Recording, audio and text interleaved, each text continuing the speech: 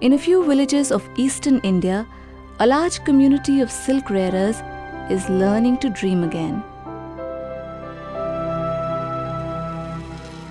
An ancient tradition is slowly reviving. A new livelihood has ended the days of chronic poverty.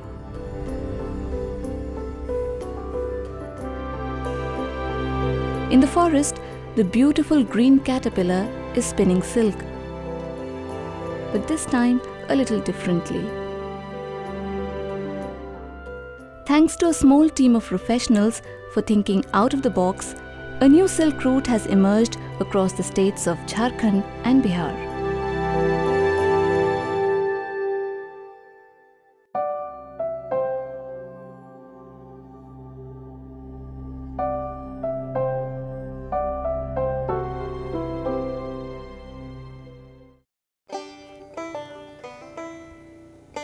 Driving through the rough terrain of the country's hinterland is a regular feature of Shamshad and Prabhakar's life. It's a part of their vocation. They work with Pradhan, a voluntary organization that spreads across some of the remotest pockets of the country, helping poor villagers improve their livelihoods. जोहार दीदी, जोहार भैया. Shamshad, along with a team of professionals, works in Jharkhand. Over the last 2 decades, they have been engaged in promoting livelihoods around Tassa sericulture in this region. सब कोई देख रहे हैं, तब सब ठीक से चल रहा है. अच्छा, अब दीदी? India is able to meet barely 60% of the demand for Tassa silk. However, when Pradhan started work in this sector, it found no takers among the traditional rearing families. The tradition was long dead and buried. Except for some tribal families like those of Shamlal Baske. He lives near the forest and has been rearing silkworms all his life.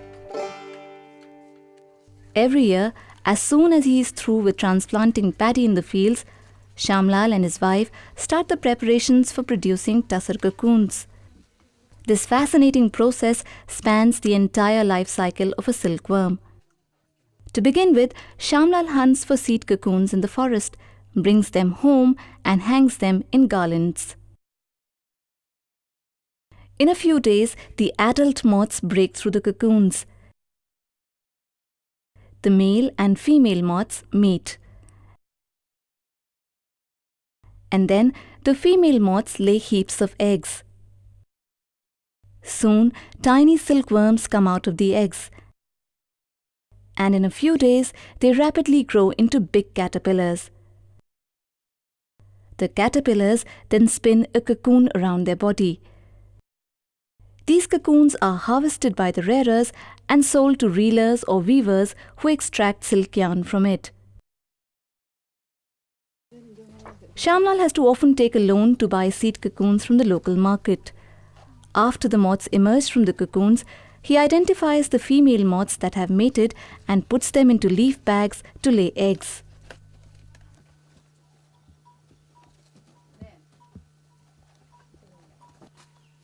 After a week, when he reopens the bags, the female moths are dead, but they have left behind several young ones. Shamlal takes the bags to the forest to hang them on the trees of Asan or Arjuna. Over the next few days, he eagerly waits for the tiny silkworms to turn into cocoons. But in the end, he is left disappointed. Like the earlier years, his crop failed yet again. Thousands of rearers like Shamlal eventually gave up sericulture because of never-ending losses. The reason was simple. The rearers followed the traditional and unscientific method of rearing. Mostly, their worms were diseased and died before shaping into cocoons. The rearers attributed the loss to the fury of the forest god. Often, it left them with deep debts. इसका मतलब लोग मेहनत किया है, जिस तरह बताया गया है. Through its interaction with the community, Pradhan figured that if this sector had to be revived, the availability of good quality tussar eggs must be the first step. This was the starting point of a strategy that completely transformed the traditional way of rearing into a modern and scientific one, and eventually changed the lives of thousands of poor families.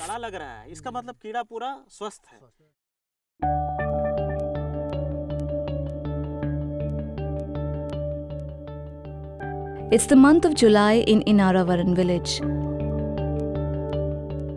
The mercury has crossed 40 degrees. The earth is parched and the sky restless.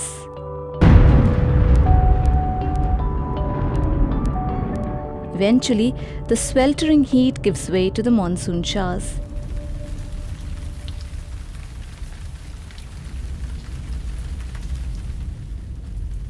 The villagers get ready to sow paddy in their fields. But some, like Sukhu, are gearing up for another vocation. It's the start of the rearing season, and he must please the forest god to get a good harvest. Every year during this period, Sukhu and his family shift base to the jungle. The tussar moth breeds 2 generations in a year. Sukhu works as a seed crop rearer. He produces cocoons in the first cycle that occurs during the monsoon.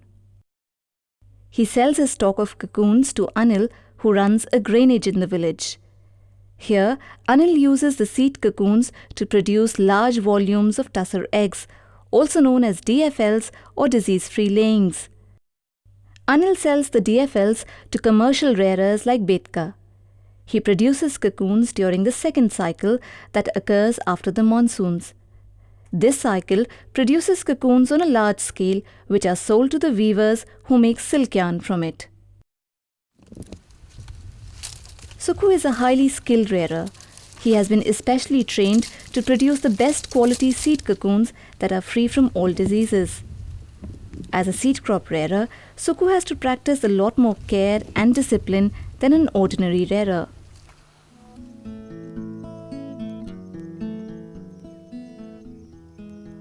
These days, his small piece of forest is home to thousands of tiny silkworms. They can be seen munching the tender leaves just about any hour of the day.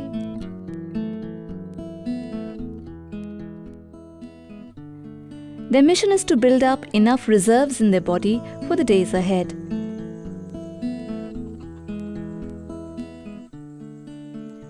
During the 40-day life cycle, they grow fast into big caterpillars.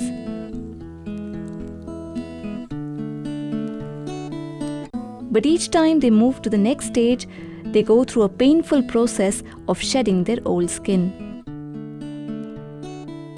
While they are growing up, the caterpillars are like an army of hungry soldiers.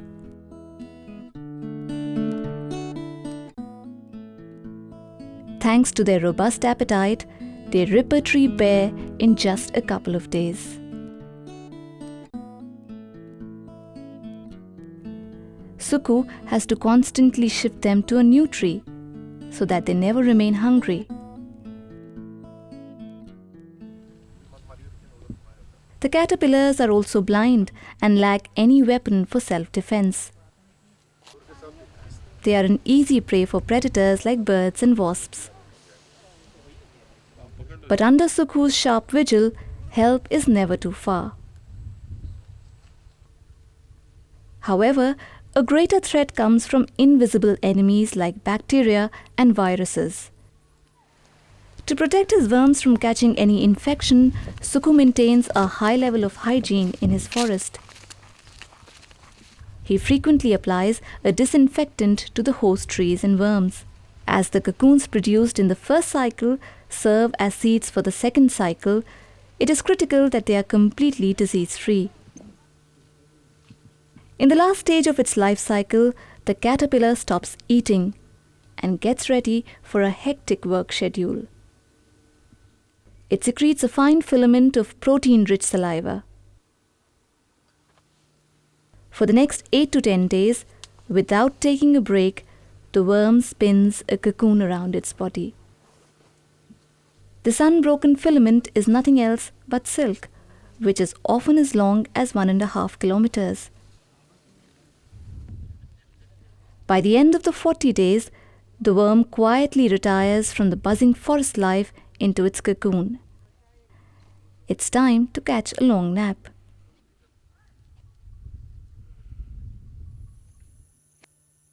A week later, the cocoons are ready to be harvested.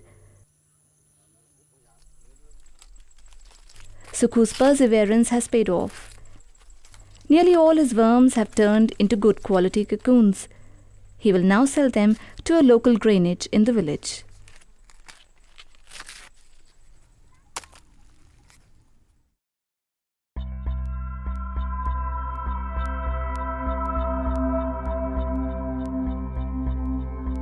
Over the next 1 month, the caterpillar quietly hibernates inside its cocoon.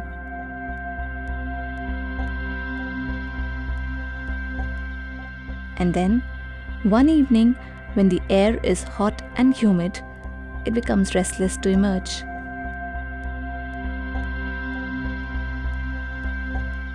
It secretes an enzyme to soften the cocoon and comes out in the late hours of the night. But now, it looks different. The green caterpillar has turned into a beautiful moth. This time, it has emerged not in the wilderness of the forest, but inside a safe granage in the village. And it is not alone. Many others have broken out of their shell tonight.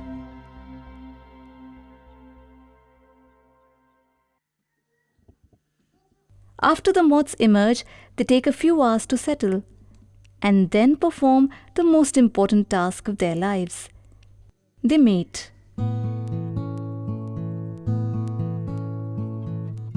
In the traditional form of rearing, the moths would have flown tens of kilometers through the jungle to search for a mate. But here in the granage, they needn't look far.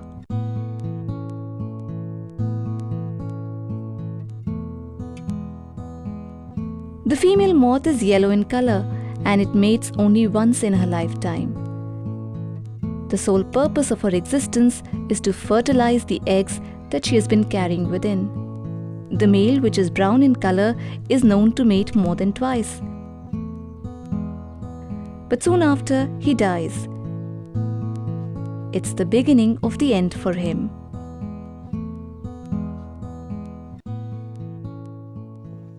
Anil is a young tribal who owns this granage.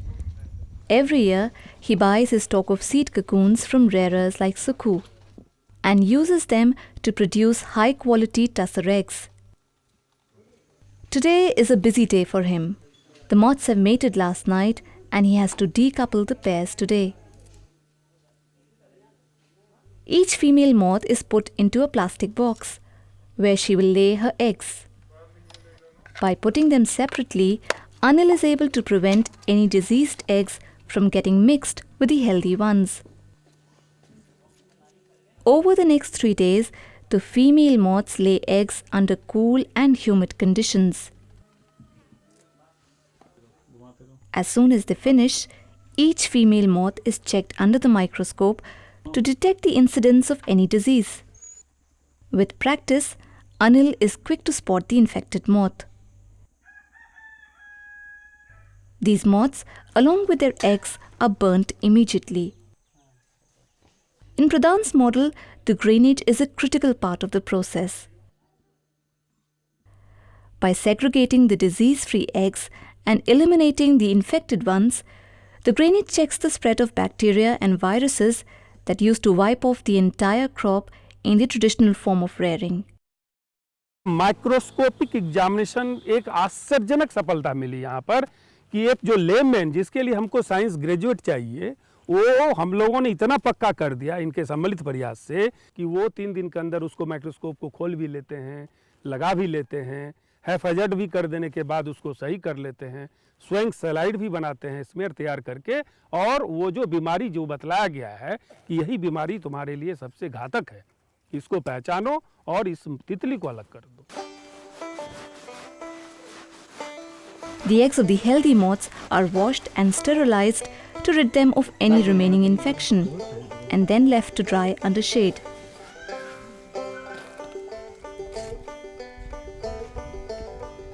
After passing through a series of checks, these high-quality tussar eggs are sold to the commercial rearers as disease-free layings.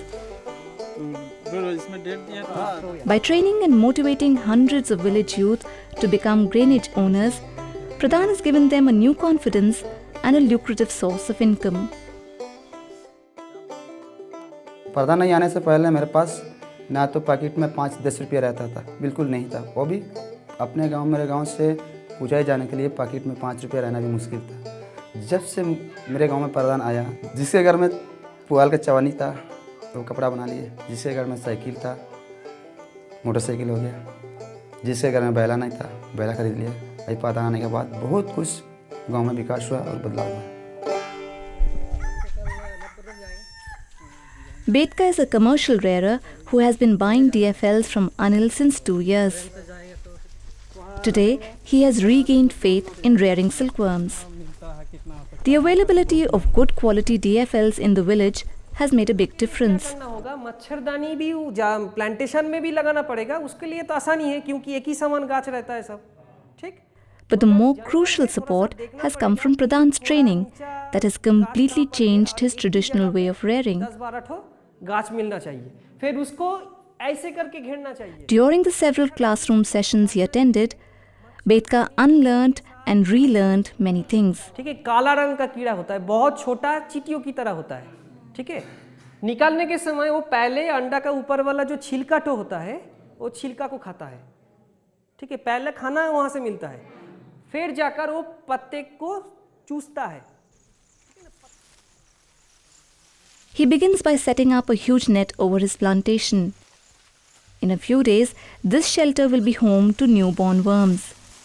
This unique method, introduced by Pradhan, has made a big difference in improving the survival rate of tiny worms. The net protects them from predators and also from harsh weather. Betka also disinfects this area to guard the worms from catching any infection.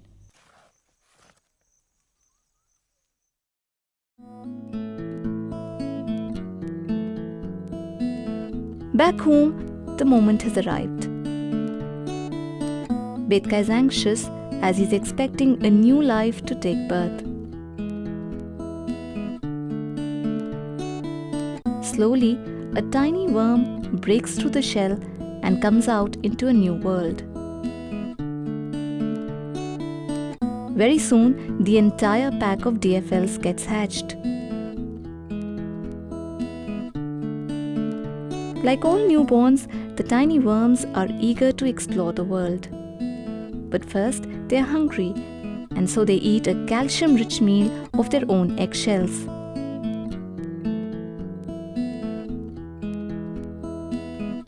Betka has also arranged for fresh leaves to make the little ones feel at home.